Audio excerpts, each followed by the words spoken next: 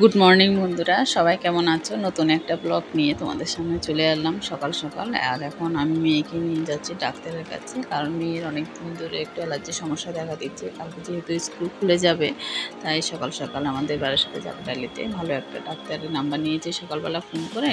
তো মেয়েকে নিয়ে এখন চলে গেলাম। এখন বাজে প্রায় 10টার দিকে। 10টায় মেয়েকে নিয়ে ডাক্তার দেখিয়ে পাশে যেহেতু ফার্মেসি ছিল, ওখান থেকে একেবারে ওষুধ নিয়ে এসেছি, কারণ বাড়ির সামনে হয়তো আবার ওষুধগুলো নাও পাওয়া যেতে পারে। আর গাড়িতে উঠতে না উঠতে দেখো বৃষ্টি শুরু হয়ে গেছে। আগের দিন বেরিয়েছিলাম কেনাকাটা করতে, আমার ছাতা নিয়ে বের হয়নি, সকালবেলা রোদ ছিল। তো 10:30 11টার দিকে বেরিয়েছি, যেহেতু মার্কেট আমাদের পাশে রয়েছে। ও বাবা, দেখি 11টার থেকে হঠাৎ কি বৃষ্টি, সেই বৃষ্টির মধ্যে ভিজে ভিজে বাড়ি আসতে হলো। এসে তো আমার প্রচণ্ড ঠান্ডা লেগে গেছে। তাই ছাতাটা এখন সবসময় আমি আমার ব্যাগে রেখে দিই, কারণ রোদ হলেও ছাতা লাগবে, বৃষ্টি হলেও ছাতা লাগবে, তাই না? ছাতা না নিয়ে বেরোলে যে কী মুশকিল তখন বুঝতে পেরেছি। তো এখন সবসময় সকালবেলা বেরোনোর সময় ওয়েদারটা যেহেতু খারাপ ছিল, মেঘলা মেঘলা ছিল, তাই ভাবলাম ছাতাটা ব্যাগের মধ্যে ছাতাটা রেখে দিয়েছি।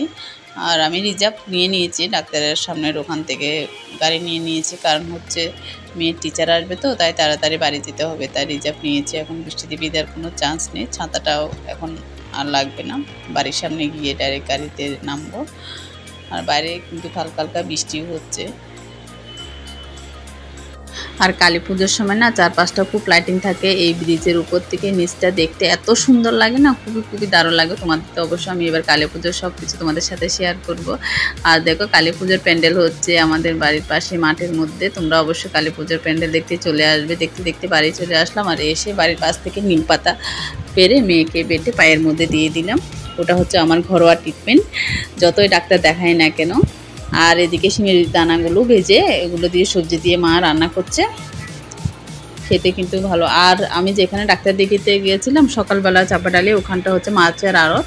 তো সকালে দেখো কত মাছ বিক্রি হচ্ছে। আমি তো আবার বাজার করতে আমার একটু বেশি ভালো লাগে, তাই চোখের সামনে যতই মাছ দেখেছি সবগুলো আমি পাইকারি দামে অল্প অল্প করে সবটা নিয়ে চলে এসেছি, এসে ফ্রিজে রেখে দিয়েছি। আর মা আজকে রান্না করছে বলে তো আমার ওদিকে চাপ নেই। সকালবেলা অনেকগুলো কাপড় ধুয়েছে, এগুলো সব এখন একটু মেলে দিচ্ছি, যেহেতু ওয়েদারও ভালো না।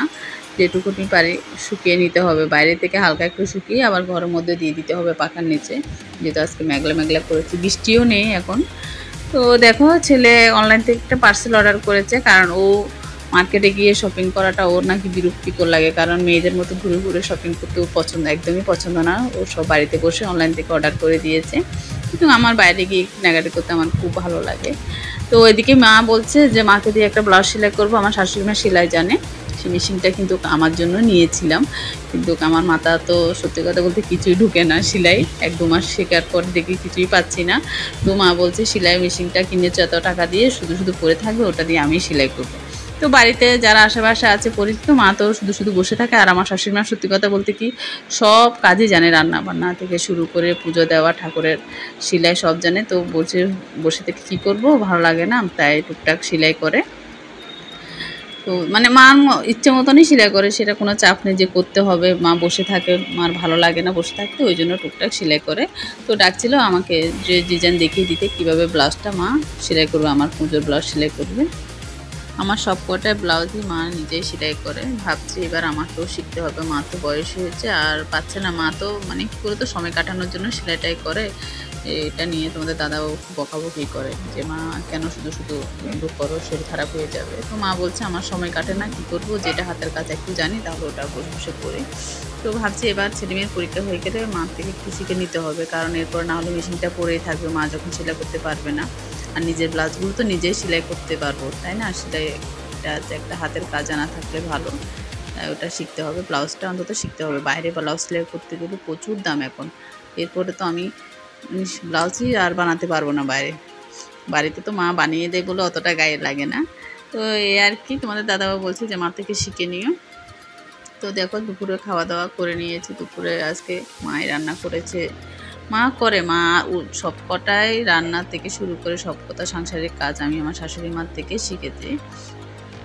কারণ হচ্ছে আমি তো বিয়ের আগে কিছুই জানতাম না, আর আমার শাশুড়ি সব কাজই জানতো, উনি হাতে ধরে আমাকে সব কাজে শিখিয়েছে। আর বিকেলবেলা চলে আসলাম এক কাপ চা নিয়ে, মুড়ি নিয়ে। আমার মুড়ি চানাচুর খেতে খুবই ভালো লাগে, যদিও আজকে মুড়ি চানাচুর নেই, মুড়ি দিয়ে বিস্কিট খেয়ে নিচ্ছে। আর ছেলে মেয়ের জন্য একটু চাউমিন করে দেব, ওর পড়া আছে, মেয়ে বাড়িতে পড়া আছে বলে তো একটু তো অনেকক্ষণ দেরি হয়ে যাবে। তা আগে আমি চাটা খেয়ে নিই, চাটা খেলে আমার একটু ভালো লাগে, সকালে হোক বিকেলে এক কাপ চা হলে তো আর কিছুই লাগে না বলো। তো ওইদিকে আমার খাওয়া দাওয়া হয়ে গেছে, হয়ে দেওয়ার পর দেখো ছেলে মেয়েকে এদিকে চাউমিন করে দিলাম। আর দেখো আমাদের বাড়ির পাশে দাদার ছেলেটা এসে, ওকে নিয়ে কতক্ষণ আনন্দ করছিলাম, মজা করছিলাম সবাই মিলে। ও তো আমার ছেলের জন্য পাগল। তো ওকে ছেলেকে দিয়ে বেরিয়ে পড়লাম, সংসারের টুকটাক কিছু কেনাকাটি ছিল, বাড়ির পাশে রিলায়েন্স ছিল, তাই গিয়ে সংসারের টুকিটাকি কিছু জিনিস নিয়ে আসলাম। এসে বসলাম ল্যাপটপ নিয়ে, কারণ আমার পুরোনো ভিডিওগুলো অনেক দিন দেখা হয় না, যে কতটি কি আমার ভিডিওগুলো কেমন হয়েছে অনেকদিন দেখা হয় না, তাই ভাবলাম কোথায় কী সমস্যা বা কী ভুল হয়েছে ঠিক হয়েছে, ভিডিওগুলো বসে বসে চালিয়ে দেখছিলাম। আর আজকের ভিডিওটা কেমন লাগলো অবশ্যই তোমরা কমেন্ট বক্সে কমেন্ট করে জানাবে। রাধে রাধে।